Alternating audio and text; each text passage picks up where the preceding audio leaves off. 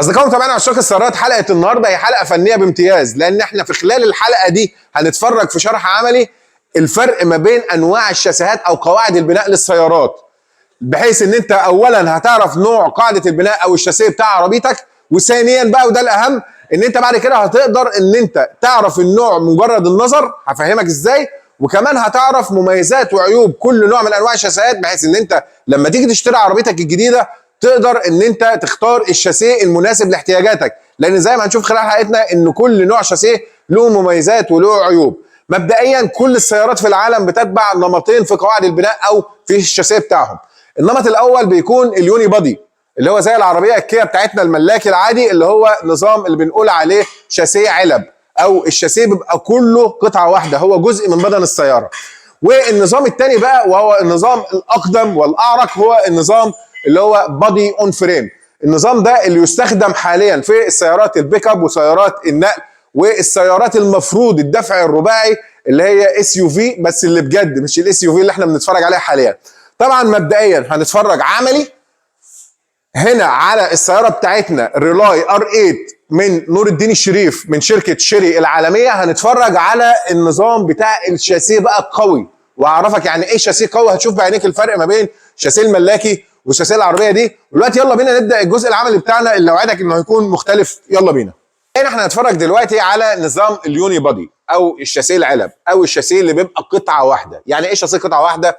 يعني شاسيه زي ما احنا شايفين بيبقى عباره عن سلاحين شاسيه ماسكين من اول العربيه لاخرها، بيبقى نظام علب زي ما انتم شايفين. هو كل ده صاج، دي علب صاج، والعلب دي مفرغه من الداخل ومرتبطه زي ما شايفين اهو باللحام في جسم السياره نفسه. يعني المفروض ان دي كده القاعده بتاعه الصالون من الداخل، يعني وانت قاعد دلوقتي الكراسي مربطه هنا في الشاسيه نفسه. تمام؟ فزي ما انتم شايفين هو كله قطعه واحده. خلاص اهو كمل معايا. المفروض هتلاقي فيه قنطره خلفي متجمع فيها النظام بتاع التعليق الخلفي، والقنطره الامامي اهي اللي هي برده متجمع عليها نظام التعليق الامامي، وراكب عليها بقى الموتور والشاسيه متجمعين هنا. كل ده متركب بمسامير اهو زي ما احنا شايفين اهو في جسم السياره نفسه. يعني برده تاني ده الشاسيه اهو، ده الشاسيه علب اهو. سامعين؟ بيقولوا علب ليه؟ لان زي ما انتم شايفين هو عباره عن علب مجوفه اهو. تمام؟ وطبعا هنا بقى بيكون ايه؟ العتب. كل ده علب. خلاص؟ وكل ده جسم السياره. فلذلك في حاله الحوادث لا قدر الله انت بتستبدل جزء من العربيه، يقول لك غير ايه؟ غير ربع، صح؟ ربع، نص، مش عارف ايه، حاجات كده. خلاص؟ ده النظام ايه؟ نظام العلب. طيب تعالى بقى نفرجك على النظام بتاع البادي اون فريم. يعني ايه بقى بادي اون فريم؟ ركز بقى معايا قوي. شايف هنا الشاسيه عباره عن ايه؟ بار حديد اهو. بار شايف اهو اهو. شايف؟ حديد بجد مش صاج، يعني ده صاج اهو انما ده حديد. طيب ركز بقى معايا. شايف هنا نظام التعليق الخلفي ماسك فين؟ ماسك في البار الحديد. طيب هنا نفس القصه. الدعامه اللي في النص دي اللي فوق اللي هو البار اللي انت شايفه ده اللي هو ده اهو. شايف؟ ده برضه ماسك ما بين ايه؟ ده. طيب ركز بقى معايا. بطن العربيه فين؟ بطن العربيه اللي هو الكراسي اللي احنا بنقعد عليها اهو.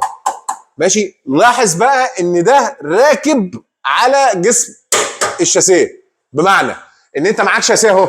الشاسيه العملاق اللي انتوا شايفينه ده اهو. الشاسيه ده عباره عن ايه؟ عباره عن قطعه معدن راكب بقى فوقها علبه صالون العربيه ومتربط فيها بمسامير اهو. اهي مسامير تثبيت اهي، شايفينها دي؟ المسمار ده رابط مين؟ رابط الجسم ده اهو اللي هو المفروض الكابينه بتاعت العربيه، رابطها على ايه؟ على الشاسيه المعدن العملاق ده. شايفين اهو؟ شايفين اهو؟ شوف هنا. ركز بقى معايا. موتور والفتيس ونظام التعليق ونظام الحركه وآلة الجر كل ده راكب ومتربط على الشاسيه المعدن اللي انتوا شايفينه ده، الشاسيه العملاق ده. خلاص؟ شايفين هنا عامل ازاي؟ شايفين البار بتاعه قد ايه؟ شايفين؟ طيب تعالى هنا معايا قدام كمان. حاول تبص بالكاميرا من هنا اهو. شايف دي ايه؟ ده مسامير تثبيت اهي. مسمار التثبيت ده عامل ايه بقى؟ رابط الجسم اللي هو هنا الكابينه اللي فوق اهي اللي هو صالون السياره، رابطه فين؟ رابطه في الشاسيه ده بمسامير. تمام؟ اهو. بص الجنب الثاني نفس القصه اهو. شايفين اهي؟ يبقى ده عباره عن ايه؟ مسامير تثبيت. كمل معايا اهو. هنا برضه اهو مسمار تثبيت تاني اهو. شايفين اهو؟ تمام؟ طيب الكلام ده معناه ايه؟ الكلام ده معناه ان انا دلوقتي اقدر زي ما احنا شايفين هنا كده، اقدر ان انا اشيل الكابينه بتاعت العربيه دي بالكامل اشيلها ببعضها كده واحطها بره، ويفضل معايا العربيه كامله زي ما هي موجوده، ولكن عباره عن ايه؟ عباره عن شاسيه، وعباره عن نظام زي ما احنا شايفين هنا، نظام التعليق والباور ترين او اللي هو النظام بتاع الدفع بتاعها او نظام الحركه بتاعها، كل ده موجود لسه ما زال. انت بس شلت الكابينه، ممكن بعد كده بقى تشيلها وتحط ايه؟ كابينه ثانيه. لذلك في بعض الناس حتى في العربيات البيك اب تحديدا ممكن ان هو يشيل كابينه واحده ويحط كابينتين ايا كان الشكل وزنه، او يغير شكل الكابينه اصلا بموديل احدث، لان كل ده فك وتركيب. انت بتفكك وبتركب بس. فده الميزه اللي موجوده في نظام بقى ايه؟ نظام البادي اون فريم، او اللي هو جسم على شاسيه. خلاص، الجسم على شاسيه ده بقى مميزاته ايه؟ مميزاته القوه زي ما احنا هنا شايفين، ضخم وعملاق وحديد، حاجه شايف تحس ان انت راكب بطل بجد، بخلاف العربيه اليوني بادي. تمام. ولكن الميزه دي بيقابلها عيب. ايه هو العيب؟ العيب هنا ان انت في النظام ده لازم تبقى بطن العربيه عاليه. يعني انتوا شايفين هنا البار ده قد ايه؟ هناك الجسم ده ساقط جوه، يعني الشاسيه ده جوه البدن نفسه.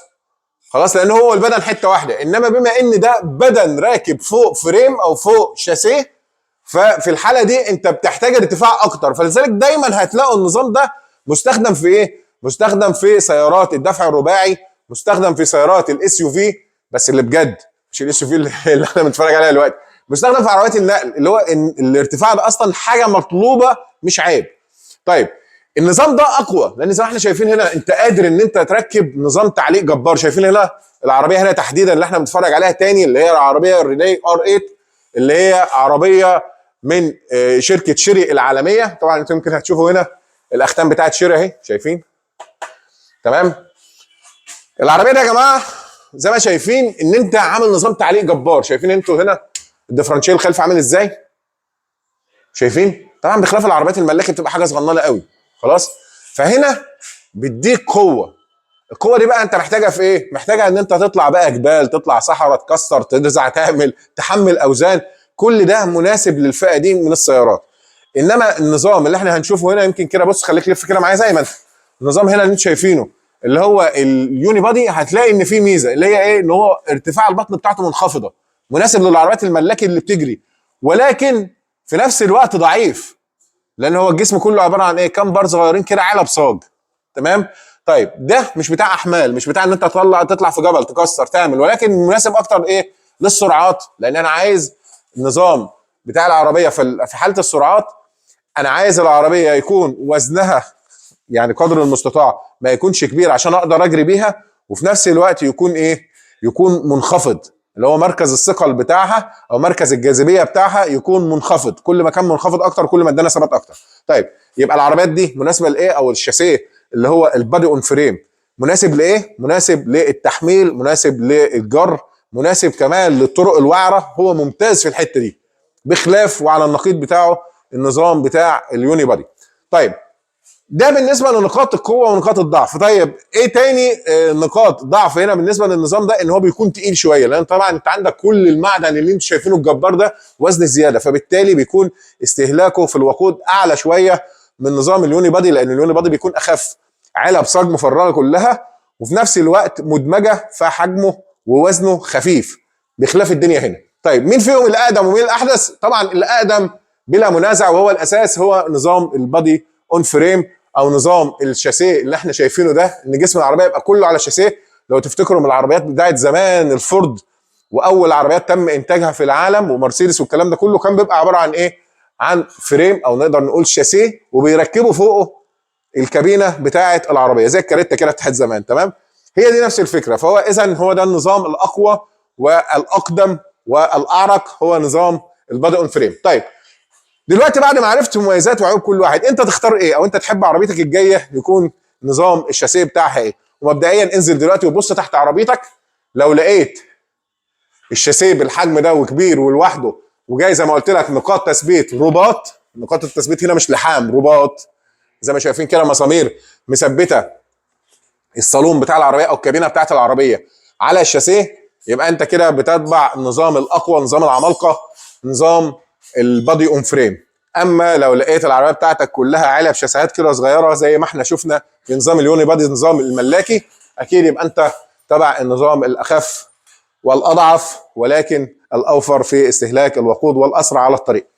دي كانت مميزات وعيوب كل نوع والفروق اللي انت ممكن تعرف بيها النوع. اكتب لي بقى انت نوع سيارتك ايه، نوع الشاسيه بتاع سيارتك ايه، اكتب لنا في التعليقات سيارتك الجايه تحب تكون ايه. والمفروض الحلقه الجايه باذن الله لو انتوا تحبوا اكتبوا لي في التعليقات، ممكن ان انا اشرح لكم بقى نظام التعليق اللي هو الدبل ويشبون اللي انتوا شايفينه هنا ده، اللي هو يعتبر من اقوى انظمه التعليق الامامي في العالم. الدبل ويشبون ده اشرح لكم فكره عمله وكمان ايه المميزات اللي فيه واللي تخليه يختلف عن نظام التعليق في السيارات العاديه. طيب دي كانت حلقتنا النهارده، ارجو انها تكون عجبتكم. طبعا ما تنساش اكتب لنا في التعليقات نوع عربيتك وقول لي النوع اللي انت تحبه اكتر واللي انت شايف ان هو انسب ليك وان انت ممكن ان انت تجيبه الفتره الجايه. ولو عندكم اي اسئله عن السياره ريلي ار 8 اكتبوها لنا في التعليقات. وبرده تاني خمنوا سعر العربيه بالتصليح القوي قوي ده، خمنوا سعرها كام. اشوفكم باذن الله على خير في شروحات فنيه جايه كتير وحلقات جايه اكتر، والسلام عليكم.